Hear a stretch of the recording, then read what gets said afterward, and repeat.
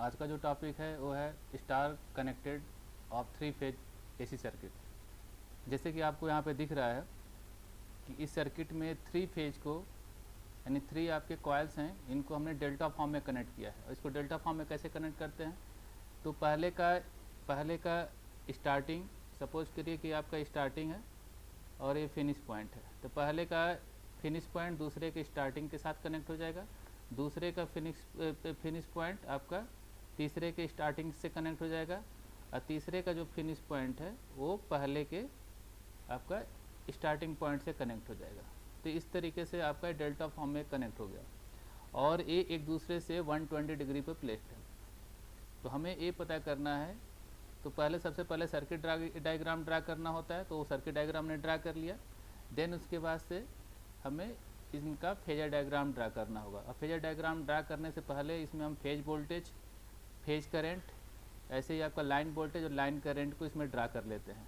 तो जैसे कि आपका तीन आपके लाइंस दिख रहे हैं, तो तीनों लाइंस को हम अलग अलग, आपका मान लीजिए ये आपका आर है, ये आपका वाई है एंड आपका ये बी है। क्लियर है? तो आर वाई बी आपका 3 लाइंस है और उनसे आपका ये 3 आपके जो वाइंडिंग है या फिर कॉयल है वो आपका डेल्टा फॉर्म में कनेक्टेड है। तो जो आपका लाइन बी और आर के बीच में जो आपका फेज आपका कनेक्टेड है, उसमें जो वोल्टेज इंड्यूस होगा वो आपका फेज वोल्टेज होगा। और ए क्या होगा, तो मान लीजिए सपोज करिए कि इसकी डायरेक्शन हमारा इधर है और ए है आपका ई और ए आर बी हो गया। ठीक है? इसी तरीके से जो इसमें करंट फ्लो कर रहा है वो आपका आई आर बी कहलाएगा इस फेज के अंदर। सिमिलरली अब यहाँ पे जो वोल्टेज होगा वो आपका इधर हम ले लेते हैं और ए वोल्टेज हो जाएगा आपका ई वाई आर हो जाएगा। और इसमें आपका वोल्टेज आ जाएगा जो इंड्यूस होगा फेज वोल्टेज, वो हो जाएगा ई आपका कहाँ से, तो ये बी पॉइंट है और ये वाला आपका वाई वाला पॉइंट है, तो यहाँ पे लिखा आएगा बी आपका वाई। ठीक है? तो ये आपका फेज वोल्टेज हो गया। और हमें जैसे पहले हम लोग पहले वाले लेक्चर में भी देखे थे कि 2 लाइन के बीच का जो वोल्टेज उसे हम लाइन वोल्टेज कहते हैं। तो यहाँ पे ये जो लाइन वोल्टेज होगा वो लाइन वोल्टेज कौन सा होगा, जो आपका ई आर बी है वही आपका लाइन वोल्टेज है। यानी कह सकते हैं कि यही आपका क्या है, ई पी यानी फेज वोल्टेज है, और यही आपका क्या है, आपका लाइन वोल्टेज भी कहलाया। तो डेल्टा कनेक्शन में साफ साफ दिख रहा है कि जो फेज के क्रॉस वोल्टेज होगा वही आपका लाइन के क्रॉस वोल्टेज होगा। तो यानी फेज वोल्टेज और लाइन वोल्टेज दोनों इक्वल होंगे डेल्टा कनेक्शन के अंदर। लेकिन यहाँ क्लियरली हमें दिख रहा है कि अगर लाइन बी के अंदर जो करंट फ्लो कर रहा है, सपोज करिए कि ए आई बी है, इसके अंदर जो करंट फ्लो कर रहा है वो आपका आई आर है, और इसके अंदर जो करंट फ्लो कर रहा है वो है आपका आई वाई। क्लियर है? तो यहाँ पे हमें साफ साफ दिख रहा है कि जो आई बी है वो इस फेज और इस फेज का जो करंट होगा उनका रिजल्टेंट करंट होगा, और इस वाले फेज में जो करंट फ्लो करेगा वो है आपका आई बी आपका वाई होगा, और इसमें जो करंट फ्लो करेगा वो हो जाएगा आपका आई आपका वाई आर होगा। क्लियर है? तो अगर यहाँ पे इस जंक्शन आपका 3 जंक्शन दिख रहे हैं, तो यहाँ पे दिख रहा है कि एक ये इस वाले लाइन में करंट आपका आउट गोइंग है और एक इसमें आपका आउट गोइंग है, ये वाला इनकमिंग है। तो at this junction when we apply the KCL we get the line current equation. ठीक है ना? तो कैसे हम इसको फाइंड करेंगे, तो सबसे पहले यहाँ पे दिख रहा है कि आई, अगर यहाँ पे इनकमिंग करंट और आउटगोइंग करंट को देखा जाए तो 2 आपके आउटगोइंग करंट है। दैट मीन्स कि आपका एक तो है आई बी जो आपका यहाँ दिख रहा है, ठीक है ना, दूसरा आपका है आई बी वाई, तो O plus I B Y हो गया। और ये जो आपका आई आर बी है वो इनकमिंग करंट है इस जंक्शन पे, तो यहाँ हो जाएगा माइनस आई आर बी। तो यहाँ जो करंट की जो वैल्यू है हम चाहे तो लिखा जा सकता है, चलिए हम नीचे यहाँ लिख देते हैं। तो यहाँ आप इसको लिख सकते हैं कि जो हमें फाइंड करना था आई बी, लाइन करंट की वैल्यू फाइंड करें। लाइन करंट की वैल्यू क्या हो जाएगी, तो ये हो जाएगा I R B minus I B Y. ठीक है ना? यानी जो आई आपका बी है वो इन दोनों का फेजर डिफरेंस होगा।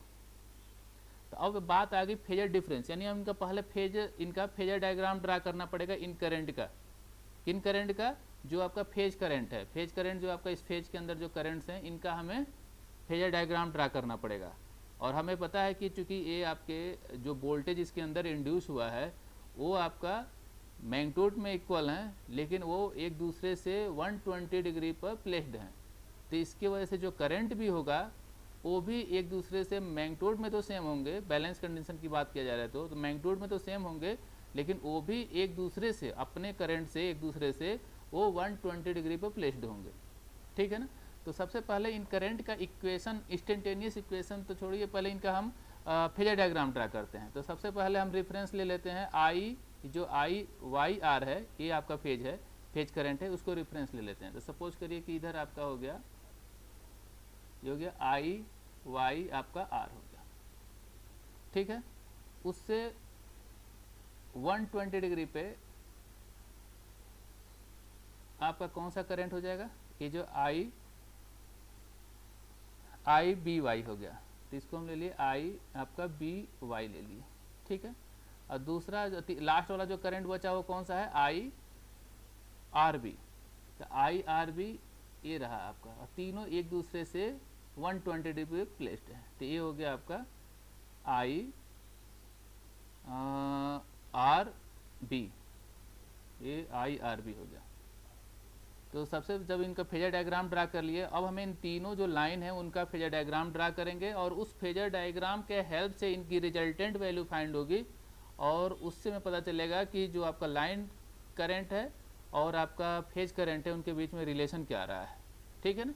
तो जैसे कि हमने यहाँ पे इस जंक्शन पे जब हमने केसीएल अप्लाई किया तो हमारे पास आई बी की वैल्यू आपका इतना आ गया, जिसमें से आपका आई आर बी पॉजिटिव है और बी वाई आपका जो है आई बी वाई वो आपका निगेटिव है। तो आपका आर कहाँ गया? आर बी ये पॉजिटिव है, और कौन सा निगेटिव है आपका?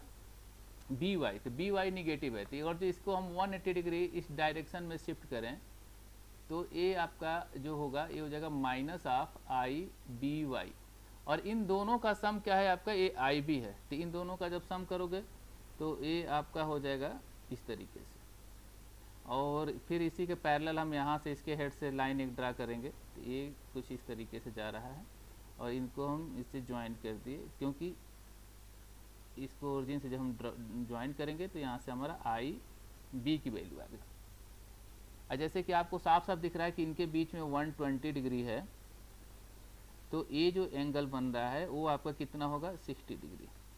तो इस लाइन को अगर जो आगे हम बढ़ाएं तो ये भी आपका 60 डिग्री बन रहा है, और ये पैरेललोग्राम है आपका। ये जो आपका रिजल्टेंट आई बी की वैल्यू हो जाएगी, तो वो कितना हो जाएगी? तो देखते हैं, यहाँ पे हम लिख सकते हैं आई बी का magnitude equal to under root of I R B का whole square plus I B Y का whole square plus 2 I R B Y cos 60 degree. और इसमें ये क्या है? ये सारे के सारे क्या हैं? जैसे इस वाले में भी फेज करंट है, ये भी फेज करंट है, ये भी फेज करंट है, यानी आपका I B R, I B Y और sorry I R B, I B Y और आई वाई आर, ये तीनों के तीनों फेज करंट है, मैग्नीट्यूड में सेम है। तो इसको हम क्या लिख सकते हैं? तो हम लिखा जा सकता है, चूँकि आपका आई आर बी इक्वल है आई आपका बी वाई के, और ए इक्वल है आई आपका वाई आर के, और ए क्या है? इसको मान सकते हैं कि ए आई पी है, यानी फेज करंट है, तीनों की मैग्नीट्यूड सेम है। तो इसलिए हम इनको आई पी ले लें। तो अब यहाँ से जो हमारा इस वाले इक्वेशन में पुट किया जाए इसकी वैल्यू को, तो यहाँ से जगह magnitude of I B equal to under root of I P का whole square plus I P का होल स्क्वायर प्लस सबकी जगह पर आई पी पुट कर देंगे, जगह 2 I P square into cos 60 1/2, और यहाँ से हमारा आ गया कितना आ जाएगा वैल्यू? ये हो जाएगा under root of 3 into I P, और ये हो गया किसकी वैल्यू? ये हो गया आई बी की वैल्यू आ गई। ठीक है। तो यहाँ एक चीज़ हमने ये फाइंड कर लिया। अब दूसरे वाले जंक्शन पे हम यहाँ ले लेते हैं इसको, कहाँ गया,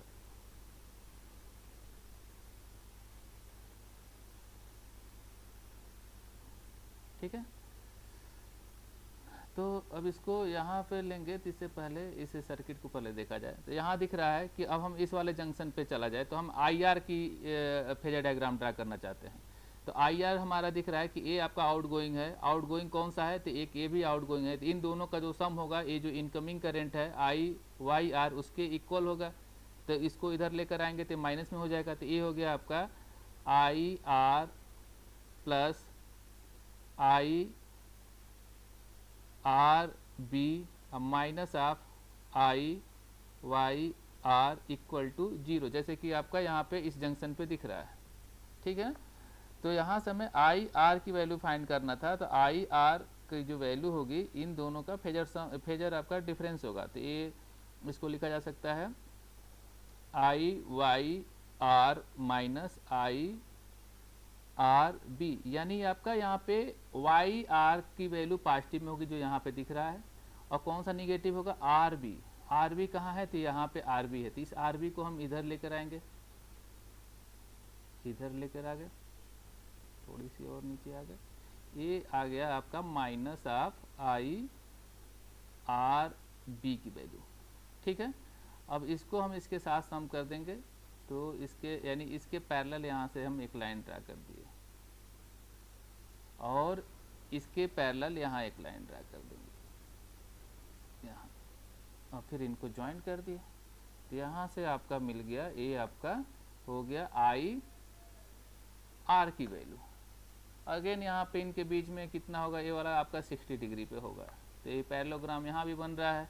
तो मैग्नीट्यूड ऑफ IR की जो वैल्यू है वो कितना हो गया, under root of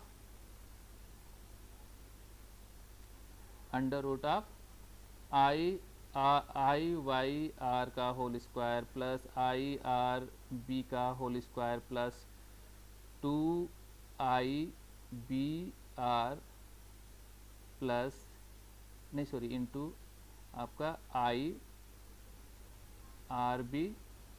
cos 60 degree, ठीक है ना।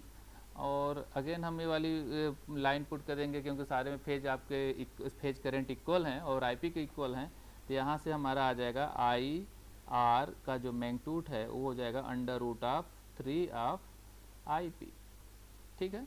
सिमिलरली जो आपका जो ए वाला बचा हुआ जो जंक्शन है यहाँ का, तो यहाँ पे जब अप्लाई करेंगे KCL, तो यहाँ से हमारा IY की वैल्यू आ जाएगी। तो अगर यहाँ से हम सिमिलरली अगर जो यहाँ पे इस जंक्शन पे KCL अप्लाई किया जाए तो हमारे पास आ जाएगा IY, और ये आपका आउटगोइंग है, दूसरा आउटगोइंग क्या है, ये वाला करंट आपका आउटगोइंग है। तो इसके साथ प्लस में हो जाएगा, ये हो जाएगा IYR, और ये वाला जो करंट है ये आपका इनकमिंग है, यहाँ पे इनकमिंग, ये वाला इनकमिंग दिख रहा है। तो यहाँ हो जाएगा माइनस IBY इक्वल टू 0। तो यहाँ से आ जाएगा IY equal to IBY minus IYR, और इन ये क्या है, IY जो लाइन आपका जो करंट है वो इन दो फेज जो करंट है उनका डिफरेंस है। तो इसके अकॉर्डिंग से हमारा इसका फेजर डायग्राम ड्रा हो जाएगा, और इसी के अकॉर्डिंग यानी आपका BY पॉजिटिव है और YR आपका निगेटिव है। तो हम देखते हैं B कहाँ गया आपका, BY आपका पॉजिटिव और BY आपका पॉजिटिव और YR का रहा ए रहा। तो ये आपका इधर निगेटिव आपका है, ठीक है। तो ये हो गया माइनस ऑफ IYR, ये जो हमारा यहाँ ये जो इक्वेशन है उसके अकॉर्डिंग हम इसका ड्रा कर दिए। और फिर इसको हम क्या करेंगे, इसके पैरेलल एक लाइन ड्रा करेंगे। तो ये कुछ इस तरीके से होगा, उतना ही बड़ा, सॉरी इतना बड़ा, और इसके पैरेलल हम यहाँ से एक लाइन ड्रा करेंगे। तो ये कुछ इस तरीके से आ गया, इसको हम ओरिजिन से मिला दिए यहाँ से। तो ये आपका आ गया IY की वैल्यू, ठीक है। और जब इसको हम इसकी भी वैल्यू मैग्नीट्यूड वैल्यू हम फाइंड करेंगे पैरेललोग्राम वाला फार्मूले से, तो यहाँ से आ जाएगा y equal to under root of 3IP। Similarly जो हमने आगे ऊपर प्रोसेस किया था सेम वही रहेगा। तो ये हमारा इक्वेशंस आ गए और इसका फेजर डायग्राम के थ्रू हमें इनकी मैग्नीट्यूड भी मिल गई। और सबसे बड़ी बात है यहाँ पे देखने वाली क्या बात है कि यहाँ IB की जो वैल्यू है ये क्या है, √3 ऑफ IP है। यहाँ पे IR उसकी भी वैल्यू क्या है, √3 ऑफ IP है। और IY की वैल्यू भी √3 ऑफ IP है। तो तीनों के लिए हमारी जो इसकी मैग्नीट्यूड है वो सेम आ रही है। तो हम कह सकते हैं, अब हमारे पास एक कंक्लूजन यहाँ पे इसका रिजल्ट देख कर पता चला कि यहाँ पे एक क्या है, IB इक्वल किसके है, तो IR के, IR इक्वल किसके है, तो IY के। और ये कितने इक्वल हैं, तो ये √3 ऑफ IP के इक्वल है। और ये सारे के सारे IB, IR और IY क्या हैं, लाइन करंट है। तो हम लिख सकते हैं क्या है, ये IL है। तो इसको थोड़ा सा और हम लिखा जा सकता है, तो इसको हम लिख सकते हैं देन लाइन करंट यानी IL ये किसके इक्वल हो रहा है, तो √3 ऑफ फेज करंट। और ये क्या है आपका IP।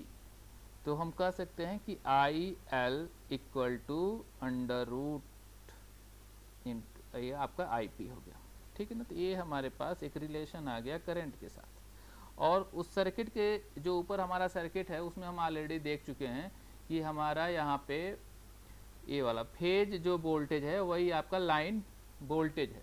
तो हम इसको ऐसे लिखा जा सकता है,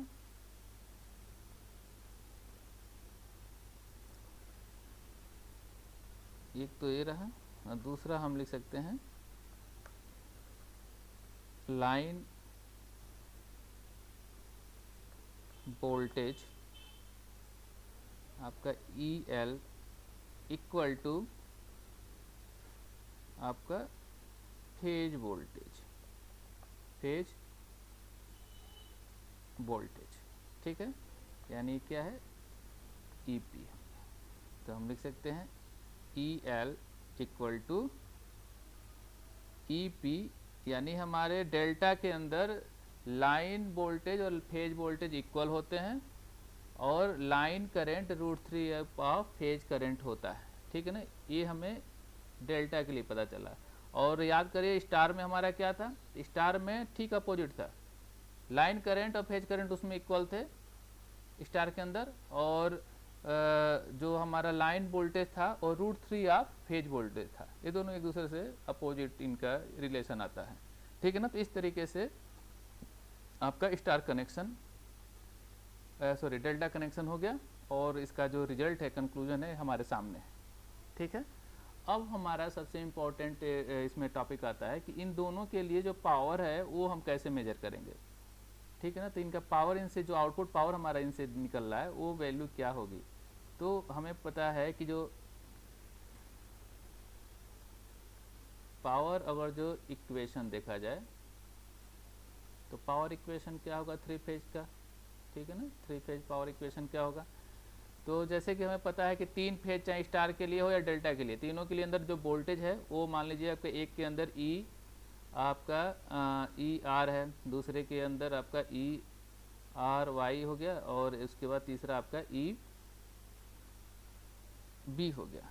तो इसमें जो वोल्टेज है वो आपका था E maximum sine omega t, दूसरा वाला क्या था आपका E maximum sine omega t minus 120 degree. पहले को रेफरेंस लेकर चल रहे हैं तो दूसरा वाला उससे 120 डिग्री लैग कर रहा है, तीसरा वाला उससे 240 डिग्री लैग करेगा या फिर 120 डिग्री लीड करेगा। तो ये हो जाएगा आपका E maximum sine omega t plus, चलिए हम वही प्लस लेते हैं 120 डिग्री, ठीक है ना। अब सबसे बड़ी बात ये आती है कि जो करंट मान लीजिए हमने, ये तो हमारा वोल्टेज उस फेज में इंड्यूस हो गया। अगर जो हम इस कनेक्शन को किसी 3 फेज लोड के साथ कनेक्ट करेंगे तो जो करंट फ्लो करेगा, तो वही जो आपका लाइन करंट के थ्रू होते हुए ट्रांसमिट होकर उस लोड तक ले पहुंच रहा है। तो ये जो आपका लाइन करंट है उसका इक्वेशन क्या होगा। तो सपोज करिए कि हमारा लोड पता नहीं इंडक्टिव है कैपेसिटिव है क्या है, तो जो भी आपका उधर लोड होगा उसके वजह से करंट जो होगा वो अपने वोल्टेज के फेज से कुछ एंगल आपका लैग कर रहा है। इंडक्टिव मान लीजिए, उधर आपका 3 फेज इंडक्टिव लोड है, तो वो प्योरली इंडक्टिव नहीं है, उसके अंदर सारे कुछ हैं, इंडक्टिव भी हो सकता है, कैपेसिटिव भी हो सकता है और रेजिस्टिव भी हो सकता है, लेकिन इंडक्टिव का ज़्यादा इफेक्ट ज़्यादा होने यानी उसकी वैल्यू ज़्यादा होने की वजह से हम उस लोड को इंडक्टिव लोड कहेंगे। तो अब जो उससे उसकी वजह से जो करंट आपका फ्लो करेगा, तो एक करंट होगा आई आर, ऐसे ही आपका आई वाई, और एक होगा आपका आई बी होगा, ठीक है। तो इसको हम लिखा जा सकता है, ये हो जाएगा आई मैक्सिमम साइन आपका ओमेगा। अब यहाँ पे सबसे बड़ी बात है, थोड़ा सा मैं रोकता हूँ यहाँ पे, देखिए ये जो ई मैक्सिमम है, तो ई मैक्सिमम क्या है, तो ये आपका इसकी पीक वैल्यू है, ठीक है ना। तो इसको आरएमएस के फॉर्म में लिखा जाए तो हमें भी पता है कि किसी भी आपका जो साइनोसोडल वेव होता है उसका आरएमएस वैल्यू क्या होता है, उसी को हम ईपी से रिप्रेजेंट कर रहे हैं आरएमएस वैल्यू को। तो ये आरएमएस वैल्यू है, तो आरएमएस वैल्यू इक्वल टू होता है ई मैक्सिमम डिवाइड बाई √2 किसी भी साइनोसोडल वेव के लिए। तो यहाँ पे सारे साइनोसोडल वेव के सिग्नल्स हैं, तो यहाँ पे हम ये जो आपका ई मैक्सिमम है उसकी जगह पर हम क्या लिख सकते हैं, इसकी जगह पर हम लिख सकते हैं √2 इंटू, यानी हम ई मैक्सिमम के जगह लिखा जा सकता है √2 ऑफ ई पी, ठीक है ना। तो जहाँ जहाँ हमने ई मैक्सिमम लिखे हैं वहाँ पे हम क्या लिख दें, √2 of E P, √2 of E P, √2 of E P, ठीक है ना। तो इसी के पैटर्न पे आपका जो ए आई होगा उसमें भी आई मैक्सिमम होगा, तो उसका भी आरएमएस वैल्यू जब लिखेंगे तो ये लिखा जाएगा आई पी, यानी आपका फेज आपका करंट है, आरएमएस करंट को रिप्रेजेंट कर रहा है उसके अंदर का। तो आई पी साइन ये हो जाएगा ओमेगा टी, दूसरा सॉरी यहाँ पे √2 इसके अंदर भी आएगा, और ये हो जाएगा √2 of I P sine omega T minus 120 degree, और ये हो जाएगा √2 of I P sine omega T plus 120 degree. Clear है। तो हम इसको अब इन दोनों करंट और हमारा वोल्टेज दोनों मिल गया, इनके हेल्प से हम पावर निकाल सकते हैं। तो 3 फेज का पावर क्या होगा, तो यानी आपका इंस्टेंटेनियस, चूँकि आपका क्या है ये सारे के सारे हम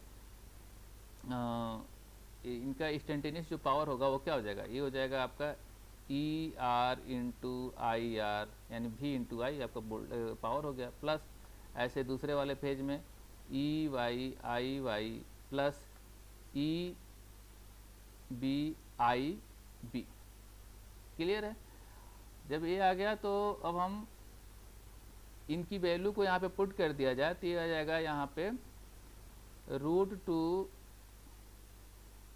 E P sine omega T into √2 of I P sine omega T.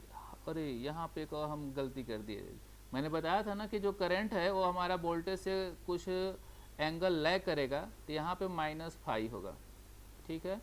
यहाँ पे भी आपका क्या होगा, यहाँ पे भी आपका इसके अंदर यहाँ पे लिख देता हूँ -φ होगा, यहाँ पे भी आपका यहाँ पे इसके अंदर -φ होगा, सब में आपका सब में से -φ हमने ले लिया, ठीक है ना। तो यहाँ पे लिखा जाएगा -φ, क्योंकि हमारा करंट वोल्टेज से लैग कर रहा है, क्योंकि लोड हमारा वहाँ पे हो सकता है कि इंडक्टिव हो, ठीक है। तो ये आ गया इसका इक्वेशन, इसका हमने लिख दिया। ऐसे ही हमने दूसरे वाले के लिए लिखेंगे तो ये हो जाएगा √2 E P I P sine omega T minus 120 degree, और दूसरे वाले के लिए भी हो जाएगा क्या, √2 आई पी √2 आई, यहाँ पे सॉरी ये गलती लिख देता है, √2 I P sine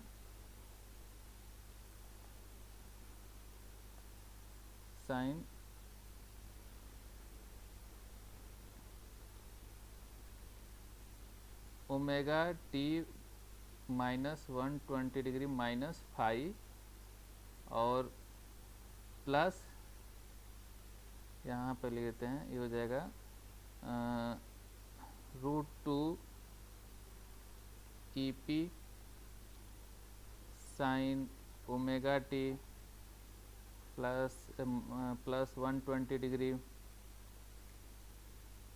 into √2 IP sign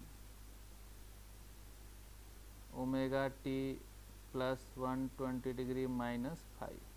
ठीक है, ये चीज़ हो गई।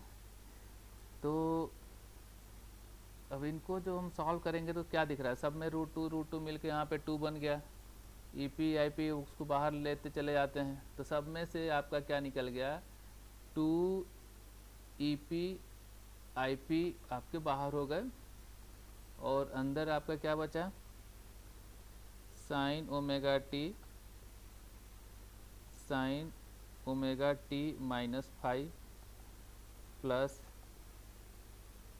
Sign omega T -120 degree into sine omega T -120 degree -5 and आपका plus sine omega T plus 120 degree into sine omega T plus 120 degree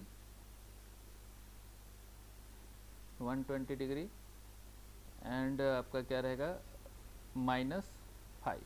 ठीक है ना, ये आपका ये आ गया इनको। अब इस 2 को हम अंदर ही रहने दें, यहाँ से हटा दें, 2 को यहाँ रहने दो, 2 को यहाँ रहने दो, 2 को यहाँ रहने दो, 2 साइन C एंड D का फार्मूला आपका लगाएंगे, तो यहाँ से हमारा सब जगह कॉस, यहाँ पे देखिए इनमें से आपको मिल जाएगा cos फाई, क्योंकि जब इसमें से एक बार सब्ट्रैक्ट होगा एक बार ऐड होगा।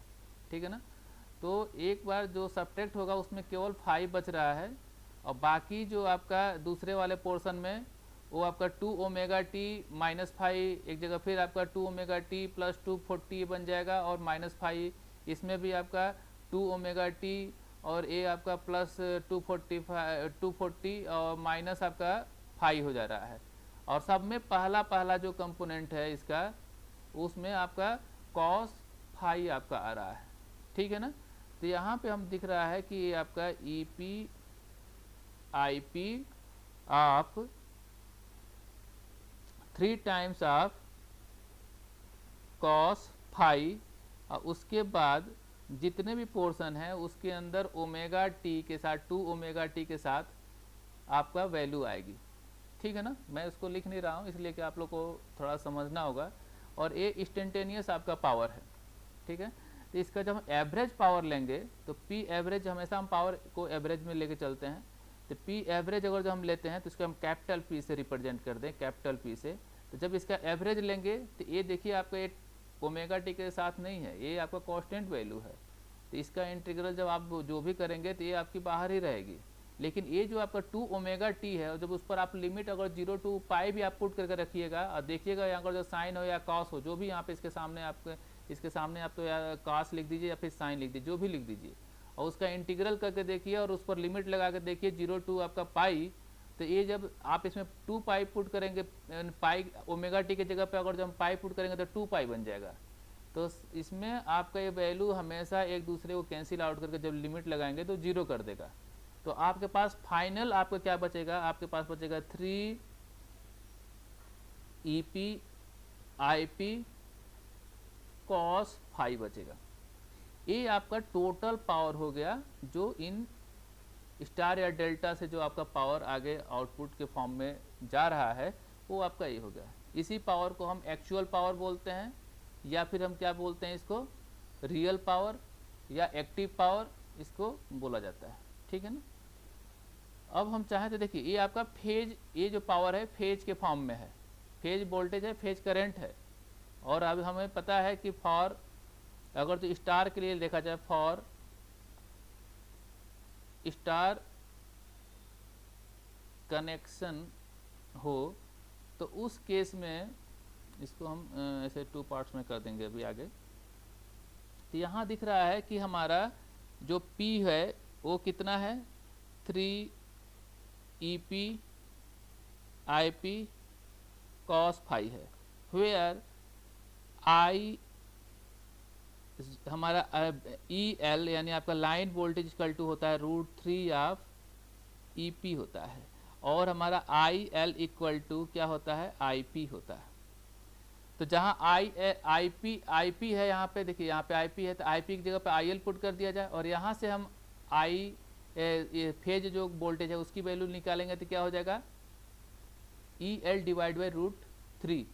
तो हम यहाँ पुट करेंगे तो हमारे पास आ जाएगा, ये तो हमारा फेज वोल्टेज के फॉर्म में था, तो इसी को हम लाइन वोल्टेज के फॉर्म में लिखेंगे तो ये हो जाएगा P इक्वल टू, जब इसके जगह पे हम पुट कर देंगे EP की वैल्यू यहाँ से आ जाएगी, आपको देखिए बता रहा हूँ, इसको हम लिखा जा सकता है EP equal to EL divide by √3, और इसको जब हम यहाँ पे पुट करेंगे और 3 से 3 कट जाएगा तो √3 ऊपर आ जाएगा, तो ये हो जाएगा √3 आप EL हो जाएगा, और IP और हमारा IL इक्वल है स्टार के अंदर, तो ये हो जाएगा, और ये cos phi तो आपका वैसे ही रहेगा। तो ये जो पावर हम यहाँ पे लिखे हैं पावर इक्वेशन, ये according two phase voltage phase current के फॉर्म में है, और यहाँ पे अकॉर्डिंग टू फेज आपका लाइन वोल्टेज और लाइन करंट के फॉर्म में है। अगर जो हम ऐसे ही फॉर डेल्टा कनेक्शन हो तो वहाँ पे जो पावर होगा, तो ये तो हमारा ये रहेगा आपका 3, जो अभी हमारा ये जो आया हुआ है वो तो ऐसे यहाँ पे भी रहेगा, वही चीज़ हमारे यहाँ पे भी रहेगा, है ना। तो ये हो जाएगा 3 EP IP cos phi। तो यहाँ पे P जो वैल्यू है वो ये देखिए यहाँ पे क्या है, ये जो EP और IP मतलब ये जो पावर है वो हमारा फेज के फॉर्म में, फेज वोल्टेज फेज करंट के फॉर्म में है। तो हमें ये भी पता है कि यार जो जो EL है लाइन वोल्टेज डेल्टा के अंदर, वही क्या होता है, वही के वही आपका फेज वोल्टेज होता है, लेकिन जो हमारा जो IP फेज करंट होगा वो आपका लाइन करंट के डिवाइड कर देंगे √3 के बराबर। यही अभी हम लोग रिलेशन निकाले थे, वही आया था। ये वैल्यू को इसमें पुट करेंगे तो यहाँ पे अगेन IP की जगह पे जब ये वैल्यू पुट करेंगे तो √3 कट के ऊपर आ जाएगा, तो ये जगह √3, और इसके जगह पे लिखेंगे EP की जगह पे EL हो जाएगा, क्योंकि यहाँ पे दोनों इक्वल होते हैं, और IP की जगह पे वाली वैल्यू पुट किए थे तभी आपका 3 कट के ऊपर आ गया था जो यहाँ पे लिखा गया है, और ये हो जाएगा आपका IL cos phi। तो ये पावर आ गया, और हम देख रहे हैं कि दोनों के अंदर, स्टार के अंदर भी और डेल्टा के अंदर भी, दोनों के अंदर हमारा फेज वोल्टेज के फॉर्म में देखा जाए, फेज वोल्टेज या फेज करंट के फॉर्म में, तो पावर वही है, और लाइन वोल्टेज और लाइन करंट के फॉर्म में देखा जाए, दोनों में आपका करंट दोनों में आपका पावर सेम आ रहा है। तो इसका मतलब ये हुआ कि कनेक्शन कोई भी हो वो सेम पावर ट्रांसमिट करेगा लोड की तरफ, ठीक है ना। तो इसके बाद जब हमारा पावर यहाँ तक ले हमने इक्वेशन पढ़ लिया, तब हम देखेंगे कि जब लोड कनेक्ट कर रहे हैं तो लोड कनेक्ट करने के बाद से इस पावर को मेजर कैसे किया जाए, इस मेजर करने का मेथड क्या है। तो नेक्स्ट जो आपका टॉपिक है मेजरमेंट ऑफ पावर है, ठीक है। तो नेक्स्ट वीडियो में हम देखते हैं। Thank you.